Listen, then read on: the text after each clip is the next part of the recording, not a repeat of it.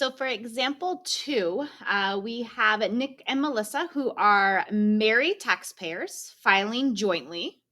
So their status, they have a combined income of $210,650. And example is going to look at using a tax schedule to calculate their tax amount. And so the previous problem was looking at a tax table. Tax tables are great and they're super easy to use. However, a tax table only goes up to 100,000. So income that is more than 100,000, you would then need to use a schedule or a worksheet. And so we will use a schedule for this example. So here it's got some instructions of what to do and steps to take, but I'll show those to you on the next slide. So here's what a schedule looks like. And on a schedule, you want to make sure that you are pulling up the correct filing status. So again, this one is for married filing jointly. From the previous set of information, remember that their taxable income was the 210,000. So just adding this information for you, $210,650. Okay. And so on the tax schedule, it shows you the 2 columns. So finding the row that your taxable income is between. So it has to be over this, but not over, which means that this will be included in it. So if I ever fall on the cusp of it. In this case, we have $210,650. So that falls between our $171.50 and our $326,600. And so this is the only row that we are going to need for this. Okay.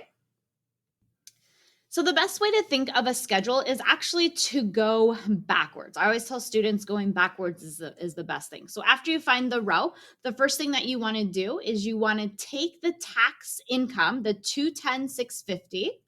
So I'll do it up here. I want to take the 210,650. I want to go to the end of the row and I want to subtract the amount that's listed there. So in this case, it's the $171,050.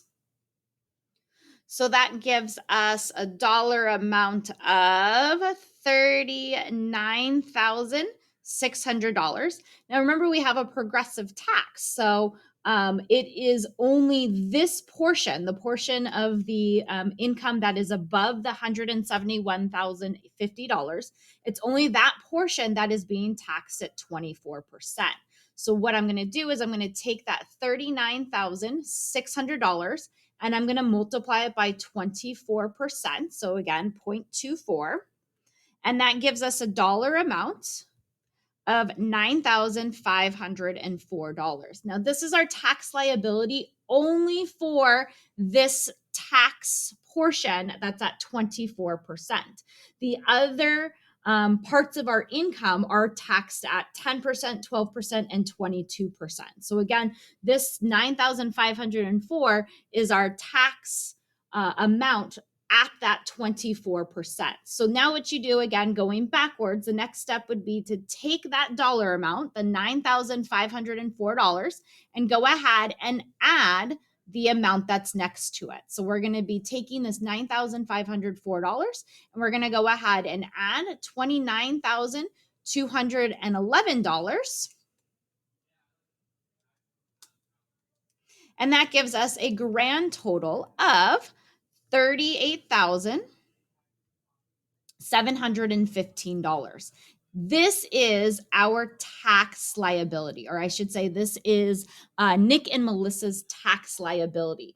On their $210,650 combined income, they are required to pay $38,715 in federal taxes.